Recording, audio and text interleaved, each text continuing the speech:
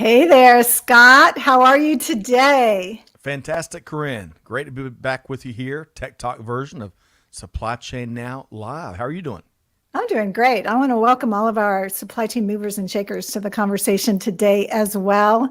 And it's always a thrill to be here in a live stream where we get to actually hear from our community members and get their perspective on a number of things as well.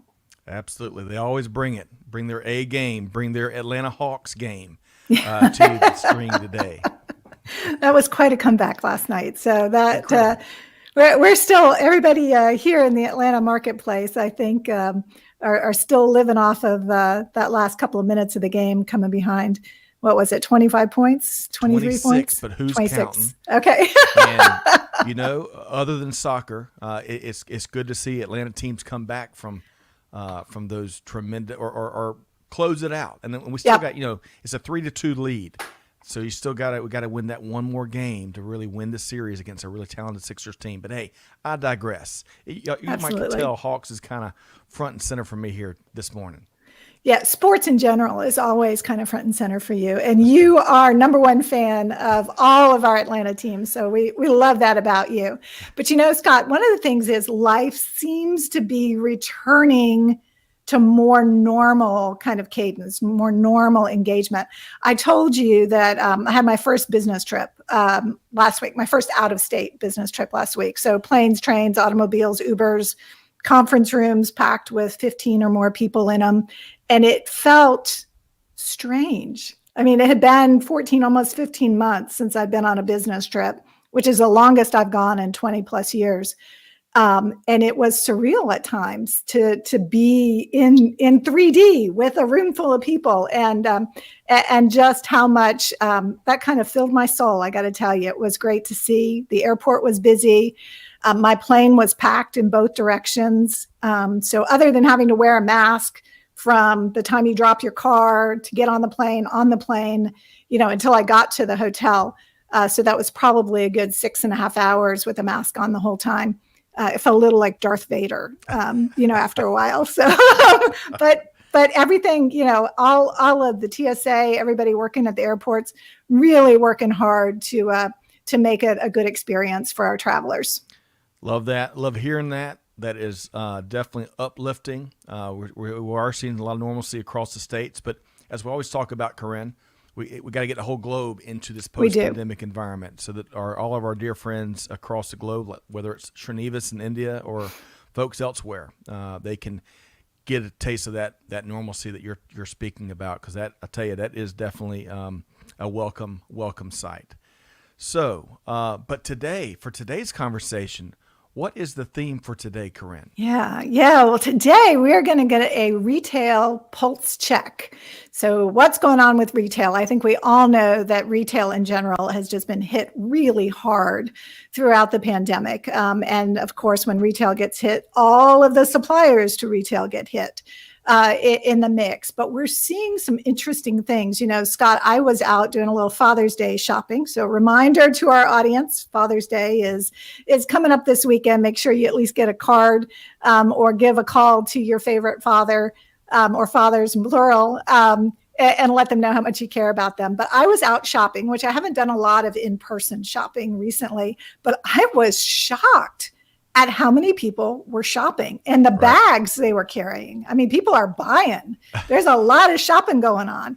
So it was interesting to see that some of the stores like apparel and outdoor sporting goods, my husband is a big outdoors guy, a lot of shelves not fully stocked in the stores. So purchases are being made.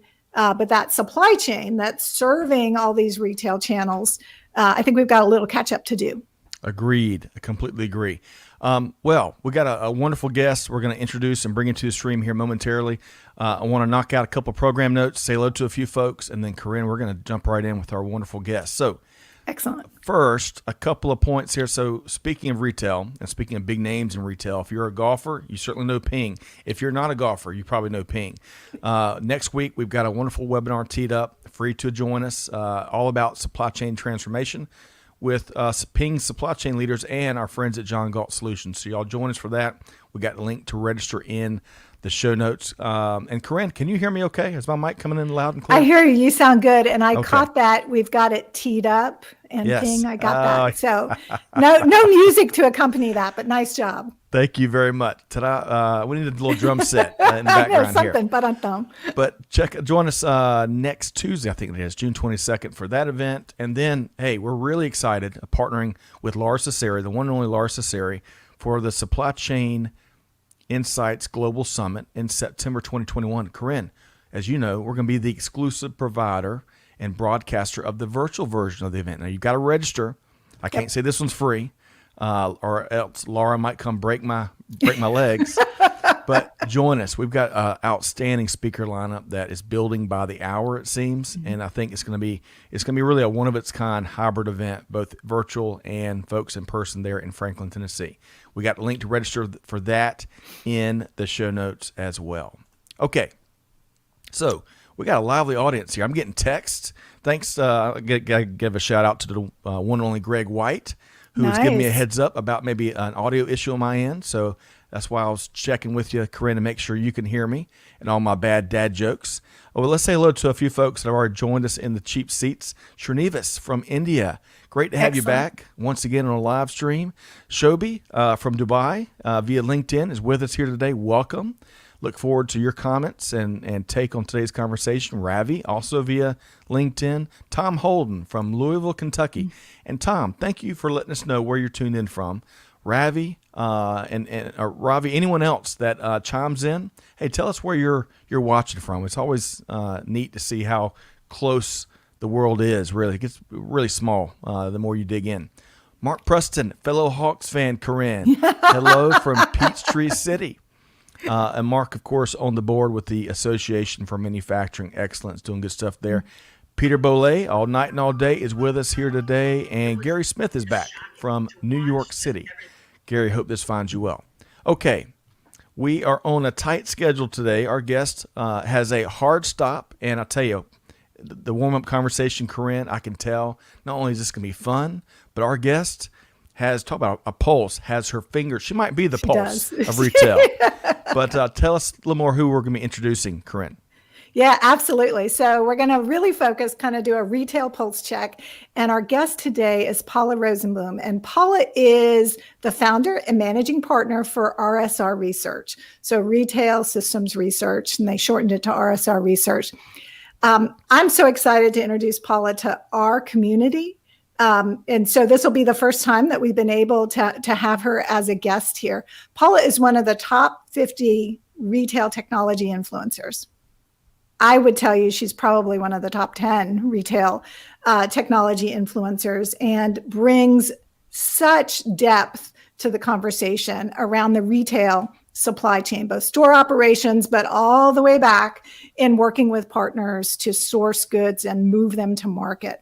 Paula is, she's got a regular contribution that she does with Forbes as well, and has been quoted in Wall Street Journal, Washington Post, many other publications. So I'm super glad she's with us here today on Supply Chain Now and on a TEKTOK Livestream.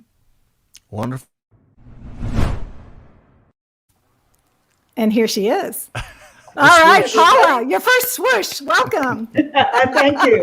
Thank you so much for having me. Hi, everybody. If I know you, nice to see you again. If I don't know you, nice to meet you. Awesome. Well, Paula, we got so much to get talk with you about and learn from you about. But really quick, you're in Miami, where you've been since, I think, the mid-2000s. Tell us one thing that you love to do when you're not dishing on all things retail. Where do you love to spend your free time? Oh, I actually really enjoy photography. And one of the lesser known facts about Miami is it's one of the street art capitals of the world. So I actually go down and I take a lot of photographs, a lot of street art. And then when I feel in a different kind of mood, I'll go off either to the Everglades or up to some wetlands and take photographs of wildlife. Those are kind of my favorite hobbies at the moment. Love it. Well, we're going to be looking for some tips about Miami. We're talking pre-show. Greg and I and some of the gang will be down in Miami with our friends from Omnium Partners in September. And we're going to call you with some questions and some insider tips because we understand Miami looks a lot different than our last time in the city quite some time ago. It does. It's all grown up now, as they say. All right. So, Karin, where are we going to start the conversation with Paula today? Well, I want to kind of start at the beginning. So, Paula, retail has been in the midst of a huge transformation for 3 or 4 years now, and then the pandemic hit, right? So now we've been through a good 15 months of retail under this global impact of a pandemic. And I know that you participated in a recent event, the CXO Summit, that is put together by our good friend, Kathy Hotka. And so you're fresh off that and the opportunity to meet with a lot of your friends and meet some new friends as well. Would love it if you could give us just your pulse on what's going on, what the priorities are from that event. Sure. The mood was very upbeat. It was totally enjoyable for me to actually connect and talk to retailers in a comfortable environment. Normally, when I go to physical conferences, I tend to be cloistered over by a table, and I actually networked more on the virtual conference than I do in general conferences. I mean, there was obviously the sense of minds blown. Look what's just happened. We spent a fair amount of time talking about the workforce and what's the future of work from home versus work at the office and mutual advantages. It was a lot of CIOs, a lot of CISOs, marketing folks. It was a good group of people, and we really quite enjoyed ourselves. Wonderful. Retail is fascinating. It was fascinating before the pandemic, and it certainly is even more intriguing now. There's a ton, part of the silver lining here is all the innovation that's taking place and how it's also accelerated digital transformation, and in many cases it has improved the customer experience. You see a lot of organizations getting much more serious about that and acting on that. But any other takeaways? Sounds like it was a great event you were at. Any other key takeaways before we move on? I mean, there's no doubt, and this is thematic both at the CXO Summit and in everything else, that COVID was the great accelerant. And so trends that were nascent before the pandemic erupted really quickly and really kind of dramatically, and so all of a sudden buy online, pick up at curb became a thing. Grocery home delivery, which was something grocers, I think, were paying a lot of lip service to, but not really keen to do, exploded. There was just that was the biggest thing, was the accelerant. And the next phase is to catch up technologically, because with some exceptions, like, for example, Walmart and Target had spent a couple of years preparing for this. Others really just kind of went for it, did whatever they could. Either they offloaded it to Instacart or one of the other major delivery companies. But that was really the big thing that we talked about. We built a supply chain that was built for efficiency, and all of a sudden it required agility. And that was a challenge. All right. So, Karin, one of the things we've talked about a lot here at Supply Chain Now and on Tech Talk has been returns and reverse logistics and that side, which, as we all know, can really eat away at those margins for any organization. So, fortunately, we're seeing a lot of emphasis placed on those specific skill sets that reverse logistics and returns optimization require, including with our friends over at the Reverse Logistics Association. I think we've got our next live stream teed up with them in July with the group at Cisco with a C. Looking forward to that. But, Paul, a question for you. What are you seeing in this space? What are you seeing around priorities for reverse logistics? And when it comes to new emerging trends related to that area, what would be some of your thoughts there? One thing that is important to know and remember is that, particularly for apparel, when you don't have a fitting room, returns basically replace the fitting room. So if you think about when you go shopping, the number of items you bring into the fitting room versus the number you actually take home with you, extrapolate that out to buying something and taking delivery at home. And so in that universe, a return rate of 25% is considered superb. And that's expensive. That eats away at margin for sure. It eats away at labor. And believe it or not, this is not new. I mean, way back in prehistoric times, I designed a return management system for a catalog retailer. I really did. I took it, and it was Chadwick's of Boston. I don't even know if they still exist anymore. And it wasn't simple. It was complicated because you had to decide the disposition on the product when it came in. You knew it was going to be a big number. You had to decide on the disposition. You had to keep track of it, on and on and on and on and on. Now we've taken that and we've said, well, you can return it anywhere because it's an omni-channel tenant. Right. So there's two problems that happen. One is that it eats away at margin, and the other thing is that it really distorts your available inventory. Because is it really back? Is it sellable? I mean, there's really a lot of issues that have come along. And then, with all respect to my friends who do fitting systems, et cetera, it's not going away. Because again, think about going to the fitting room and think about how many things you actually take home from the fitting room. Yep. And I'm with you. And I'm all about ease. And I, like many others, have done a lot of online shopping over the last 15 months or more. And I got to tell you that the ability to do returns in a simple and easy way is part of my decision process today. Absolutely. In fact, I just ordered some cushions for the patio furniture. One out of like 8 cushions, one was not what I expected. And the hassle of returning that one cushion, I probably won't buy from that retailer again. Right. That's the way I feel.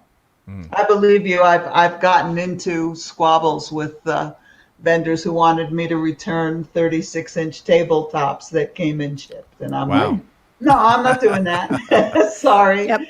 Hey, really quick, I want to recognize a couple folks, and Karin will continue with talking returns, I think. Gary Smith says, hey, COVID got retailers off their keisters. Agreed. Let's see here. Marisa, I want to welcome Marisa. Marisa is tuned in via LinkedIn from Trinidad and Tobago. Welcome. Rhonda, great to have you here. She said she's a little bit late because she was on a call talking men's health. Hey, we appreciate that. It's good that folks are thinking of men's health these days. It's wonderful. And let's see here. Peter says he's going to be cruising roof down, wind in the air, and grateful for all that life. Got the top down. Yes, man, I'm so jealous. He's got a convertible, Paula, and lives up in Canada, and he always puts that convertible sports car in our face. So we're all jealous around here. Okay. I have one too. It's just this is the time of the year the top goes up. I was going to say it's probably getting too hot now in Miami for the top to be down. Paula, on Tech Talk. So one of the things that we focus on in this particular podcast is digital, right? Is digital impact, digital supply chain. And you and the team at RSR have done some really interesting research in 2020 in the midst of COVID around artificial intelligence and enablement, specifically for the retail supply chain. So I would love it if you could share just a couple of examples with us, some aha moments, if you will, from that benchmark report. And by the way, I know they're going to ask, Scott, but Paula is allowing us to make that available. So that'll be in the show notes and everybody can download that. So I really recommend you take a look because there's lots of information in there, might help you in putting together your next steps. But Paula, when you look at that research, and I know you're living it every day, but give us some insights around how artificial intelligence, how digitization is helping retailers make this transformation. I love your phrase about COVID has been the great accelerant. It has. It really has. I mean, what we found, to the surprise of no one, actually, we found that the import supply chain was more disrupted, and it continues to be. And by the way, the sporting goods shortfalls have been going on since the middle of the pandemic because some people picked up the COVID-19, pounds, and others actually took the opportunity to get really, really healthy. I'm working on my reverse logistics of those COVID-19 pounds. Any tips there, Paula? That'd be great. So what we found is that those who are buying consumer brands want to be able to monitor the supply chain and make adjustments in real time. Those who are vertically integrated need more flexible sourcing strategies, which is something Karin will tell you I've been, singing about for a very long time. Yep. And omni-channel selling just hasn't been as profitable as one would expect. And again, a lot of it has to do with the return rate and the amount of handling that happens. I don't think we realize how much work the customer actually does in a store versus a store employee. Interesting. I mean, that's an interesting comment. How much the customer does, how much work the customer is doing. I mean, that's, there's been a lot of talk lately around Amazon Go and cashierless checkout. Yes. And there are a few of us, Kathy included, and I who both say, I didn't sign up to be a grocery worker. When I go to a grocery store, I expect somebody to do stuff for me, and forgetting about the shrink implications, et cetera, et cetera. It's awkward. It's challenging. So that was a big takeaway, and we can see that an AI-enabled supply chain creates some real opportunities, particularly for inventory visibility, for evaluating the state of a supply chain route at any point in time or a supply chain network, and creating an opportunity to do something different. One thing I will say, and this is not from the report, this is from my experience, the domestic supply chain issues that happened earlier in the pandemic, in my view, were inexcusable. I think they were predominantly caused by the fear of the bullwhip effect, that it was going to end really quickly, like a hurricane or a blizzard or one of those one-off events, and within 3 or 4 days they'd fill it back up again. And there wasn't a manufacturer in the world who wanted to get stuck with high cube, low margin items like toilet paper on the shelves. So there were thousands of reasons given, mostly blaming consumers for why there was none, and that they were hoarding and there was a run on them, et cetera, et cetera. But in fact, I do believe, and no one has called me out and said, no, you're wrong, it's not true, that it was all about the manufacturers choosing not to ramp up for quite some time. And when they did the oddest thing, right? Because I mean, to me, I hate to keep talking about toilet paper, there's something odd about it, but, but it's really a prime case study. It is. Because the first place I was able to get toilet paper of any consequence was Walmart. And what was odd to me is now you've started producing it again. Why are you producing it in 36 packs? I would never buy 36 rolls at one pass. Right. So there were so many mistakes made and so much fear that there was going to be things stuck on up the supply chain shelves, that I think there's a lesson to be learned there, but I'm not clear what it should be, because you couldn't have forecast what happened. It was such a singularity. Well, I think one of the lessons learned is if you think you're if you think your sector or your company is a bit insulated and special, hey, if it can impact toilet paper to the degree it did, it can change, and disruption can impact anybody. So don't feel safe.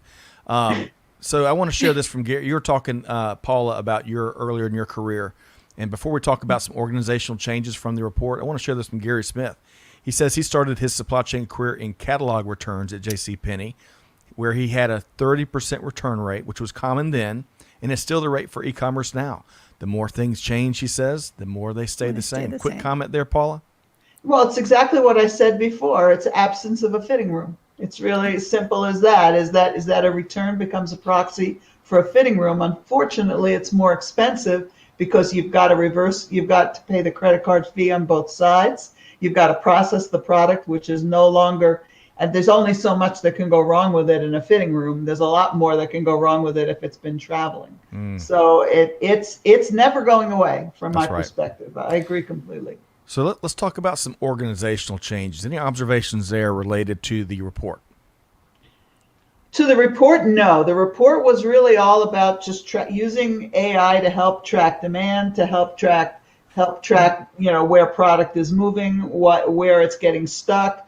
Particularly if you use it in combination with location analytics, you start to find out where problems are coming from and how they're affecting the route of both customers and employees and products to the store or to wherever they're going. So that was really important, I think, to understand. So Paula, when you speak to that, right?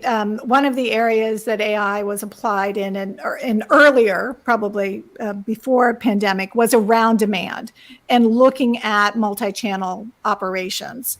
So I'm curious if there are any insights from the research that indicate better channel alignment, especially given that the last 15 months have probably seen a tremendous shift into direct to consumer for many of the retailers as well. Will they get the signals for a return to the store? What's your thought? Do you think the AI is going to adopt to those near-term signals pretty quickly, or what's your feel? Honestly, no. I think that just as 2020 was a singularity, 2021 is a singularity. I don't think there's any doubt we're going to have a killer back to school season. I don't think there's any doubt we're going to have a strong holiday season. I don't think there's any doubt there's going to be more people in stores.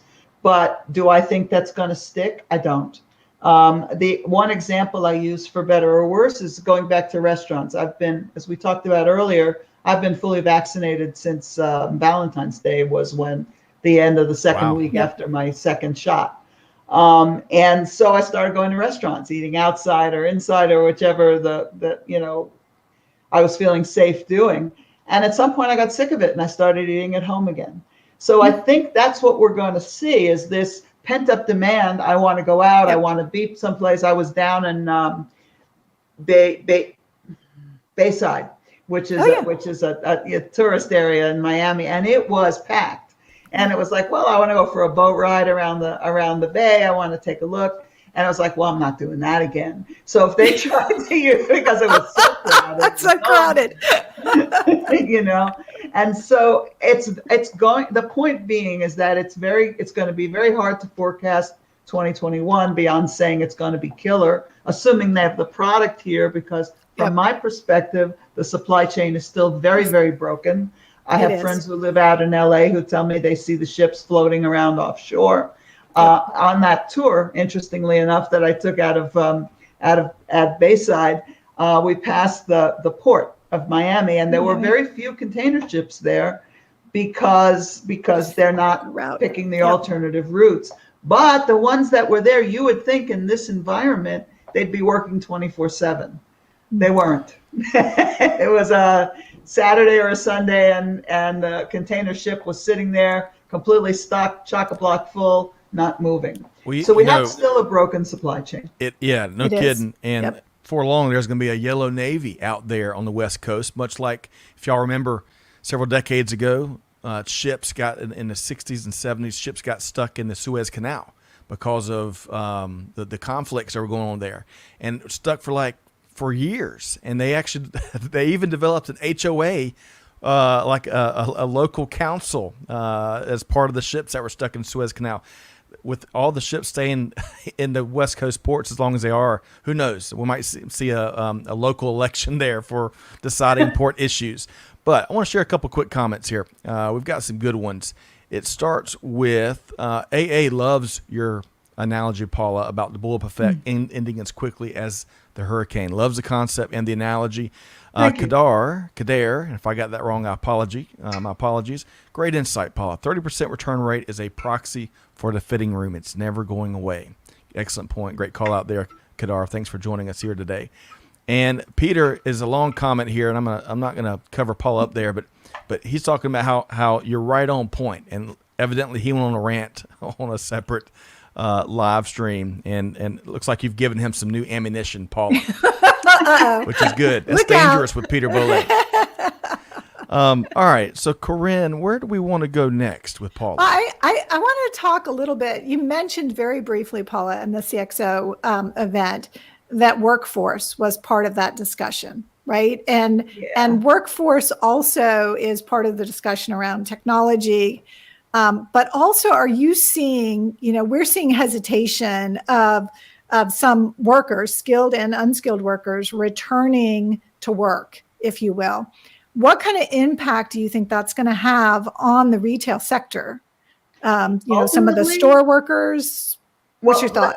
Let's put the store workers over here for a second. Okay. And let's start with the home office. There's no doubt that the nature of work is not going to ever be the way it was. And that's actually going to drive profitability for retailers. What came out at the CXO Summit and actually, I'm sorry I didn't write more about it because now everyone's picked up on the concept, which is that there's going to be a lot of people who've decided, hey, this is pretty cool. I can live where I want. I don't have to be stuck in a little box, and I can get my work done. And the only thing I'm missing is that I can't turn to the guy standing next to me and say, hey, or sitting next to me and say, hey, how do I do that?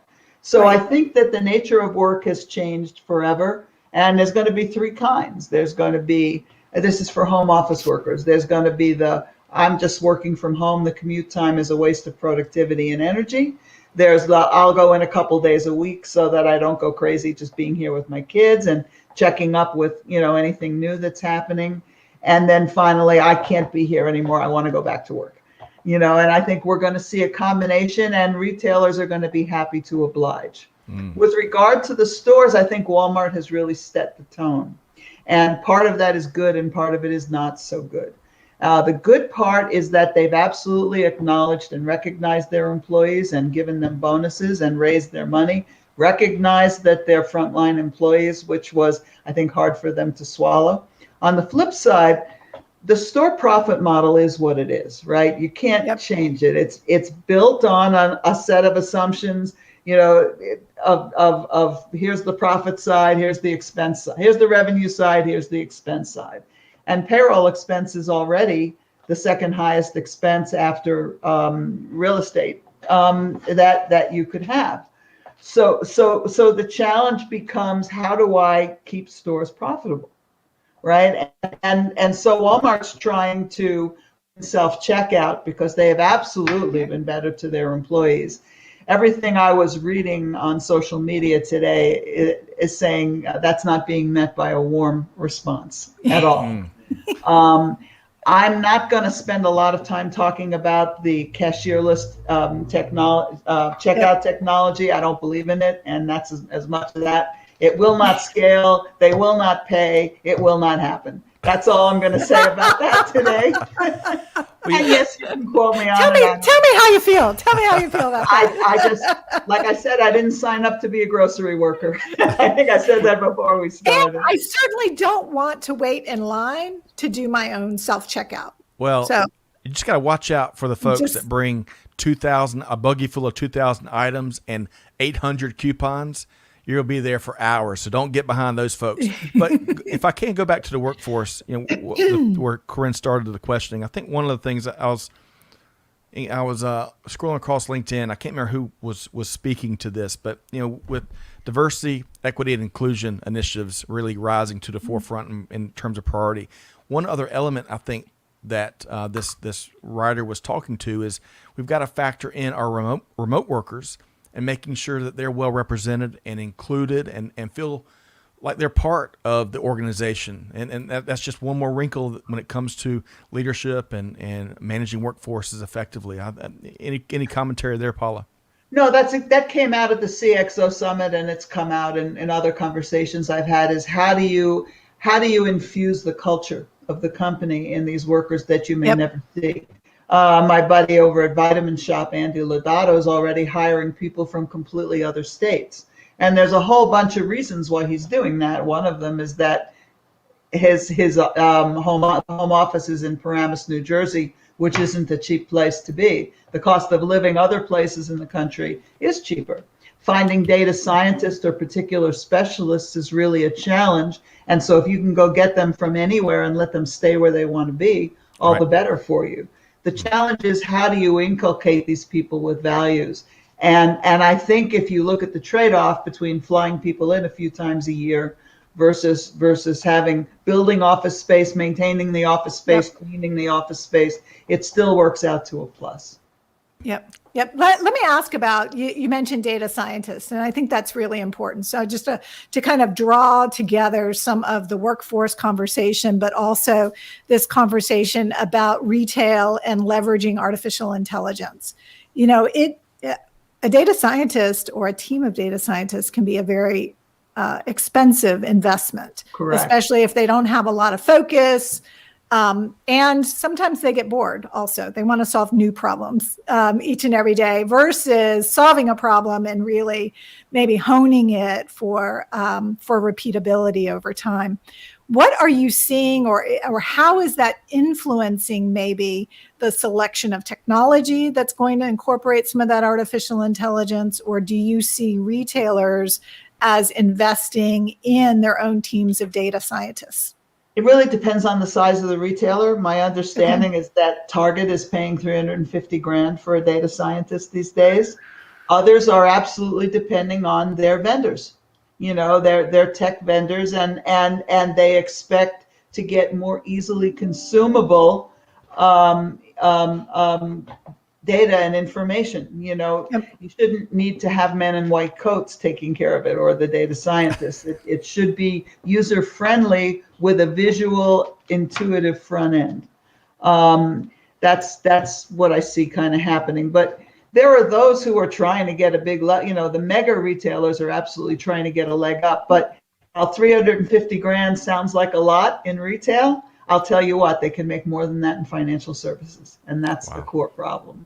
Yep. Wow. Yep. And I hear that in a lot of different supply chain disciplines as well, right? That once those teams get some good results from the time investment and talent investment, it's hard to keep that data science team engaged because they get pulled away for other opportunities in other industries as well. Yeah, and that's real. And retailers can't compete on a dollar basis. It's absolutely on the vendors. There's no doubt in my mind it's on the vendors to create easily consumable analytics.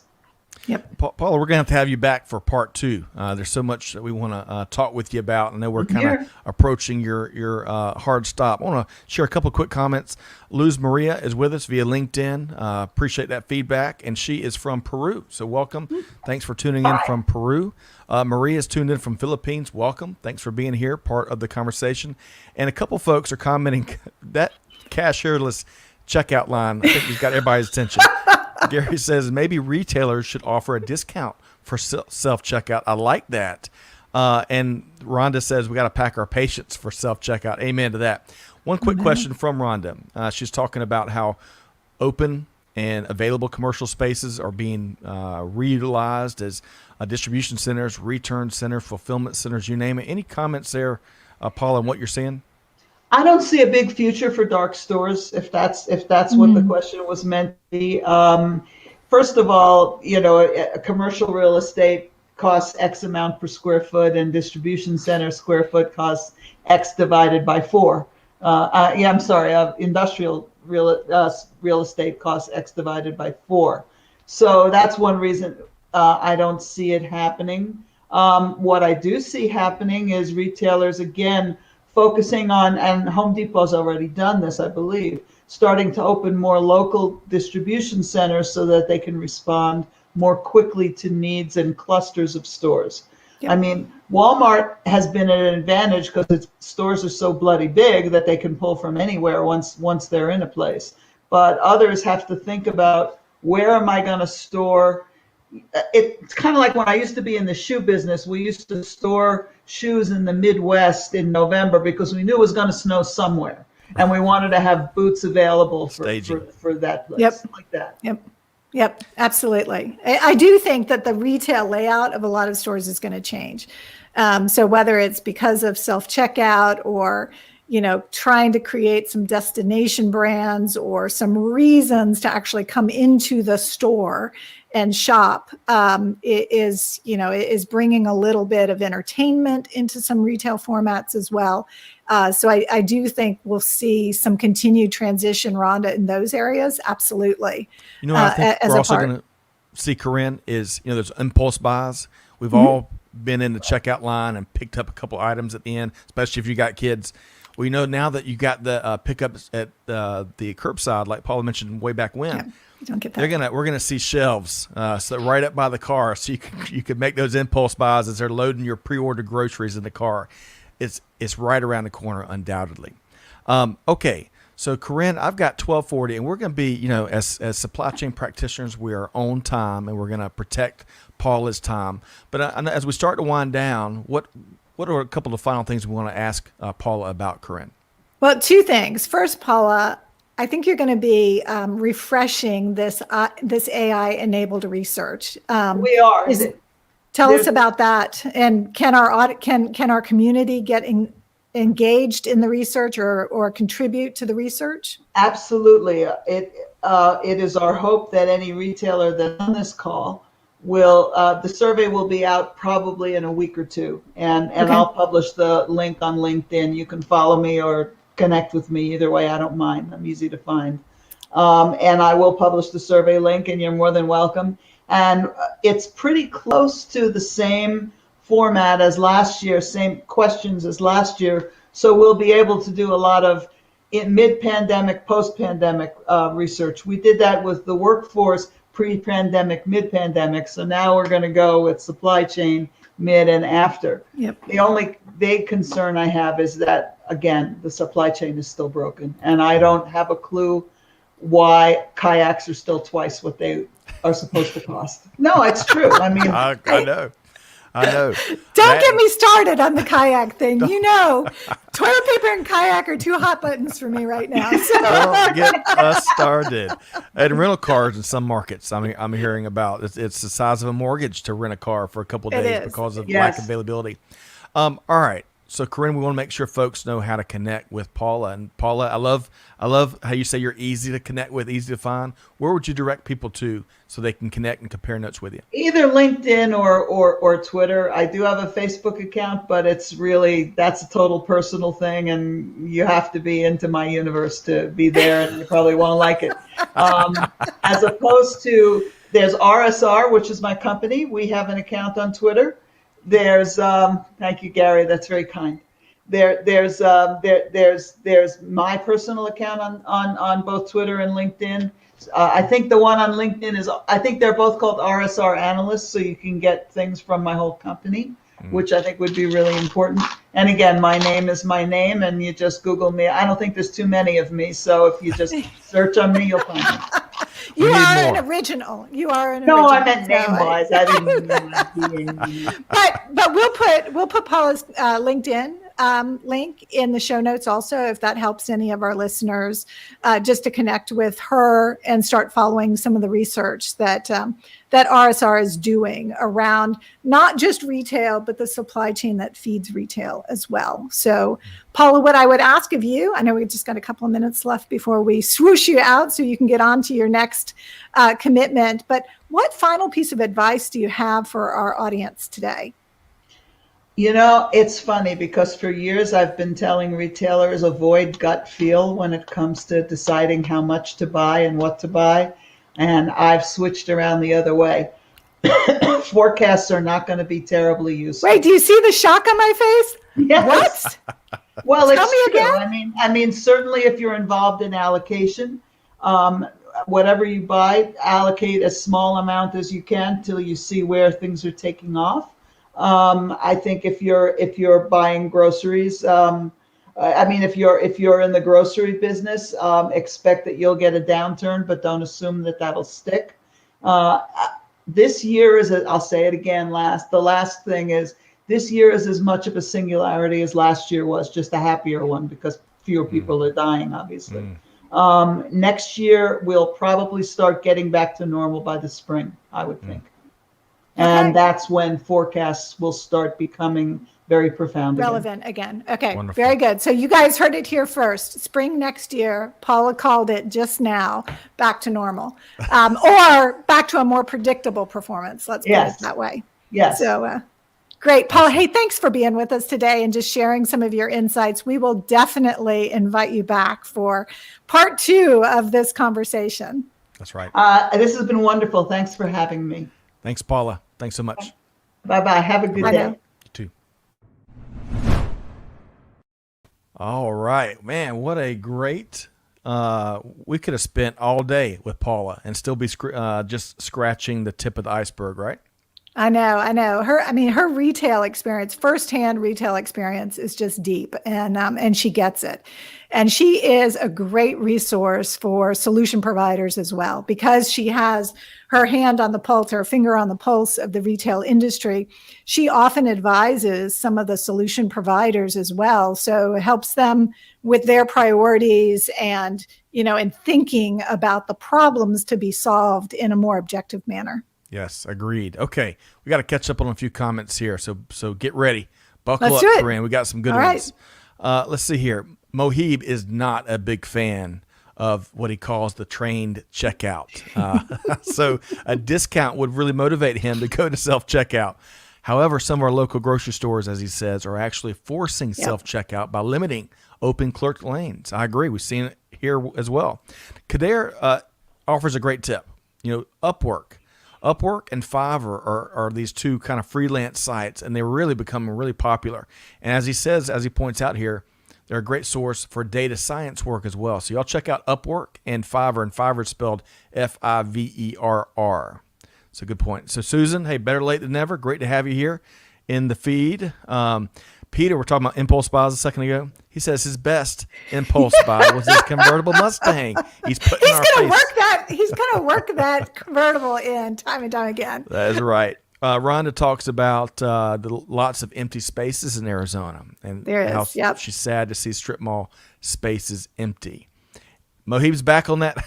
He wants a data scientist to pick up on his emoji. He does not like these self-checkout lanes. Hey, I'm with you, Mohib. Hey, I'm looking forward to getting pictures of you and Greg out in Wichita next week. I think Greg's got a whole week set aside, so we're looking forward to if we don't see pictures, it didn't happen. So y'all keep it coming. Srinivas, thanks for your feedback. I'm with you. I think Paula was a home run guest, and we look forward. Thanks, Karin, for facilitating. We look forward to having her back really soon. And Maria, one final point. Gosh, really, we're staying up beyond 12 a.m. there 12 in the a.m., Philippines. Maria. Wow. Well, you are a night owl. Thank you so much for being with us live. Absolutely. Okay. So, Karin, let's see here. We got a few extra minutes. So you published your last episode of TEKTOK this past Tuesday, and it's become very well received. I was checking out downloads and plays earlier, and you focused on 6 strategies for supply chain resilience, I believe. Is that right? We did. Hey, that's great to hear. I haven't seen any of the numbers, but I'm glad that people are tapping into it and giving it a listen. Actually, we're covering 6 strategies. So many good ideas. I broke it in 2. So this is part 1. So it'll go through the first 3 strategies, and then we'll publish part 2 as well. So I think that there's something for everyone in the 6 strategies that are available. And my hope is that our community will listen to it and let us know what's working for them. Or if they have some recommendations on, taking it a step further in some areas as well. But really hot topic, you see the term resilient over and over again right now. And for what many businesses, what that means is they're no longer focused on low cost. And that was one of the first points that Paula made in her remarks here today, is that most of our supply chains were designed for cost and efficiency. Right. But in the world we're living in today, we've got to be agile. We've got to be more responsive. We've got to move faster. And that means investing in some new areas. Yeah, excellent point.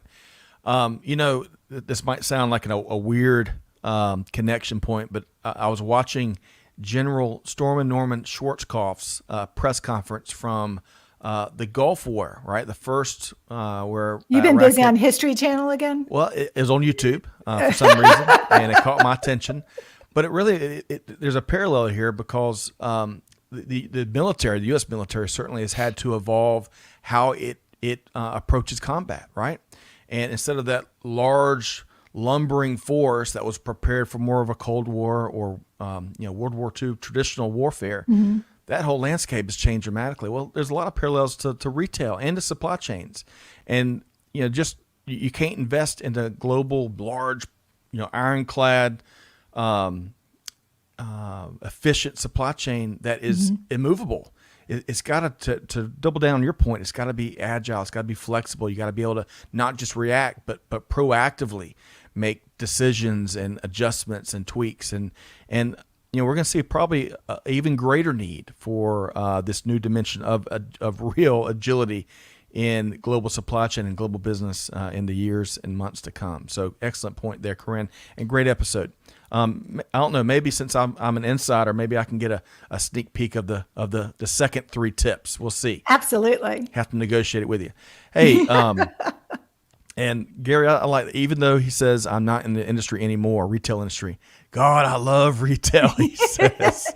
It's such a microcosm. It's such a microcosm for every supply chain, right? And something that we can all identify with. So as consumers, we're all making purchases, whether it's to fill our refrigerator or cupboards or for bigger items.